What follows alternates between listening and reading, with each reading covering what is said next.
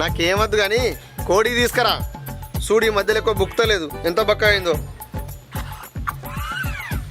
ఇగో ఆ కోడి రందుకి నువ్వు కూడా బక్కగా అయినావు, బొక్కలన్నీ తేలుతున్నాయి. పాపం దాని రందుకి నువ్వు, నీ రందుకి అది. పట్టు బుక్కరా కన్నంతా దీని మీదనే. బుక్కు ఎందుకు కలిగినవురా? బుక్కు ఆకలిగానే ఎట్లా బుక్తారా?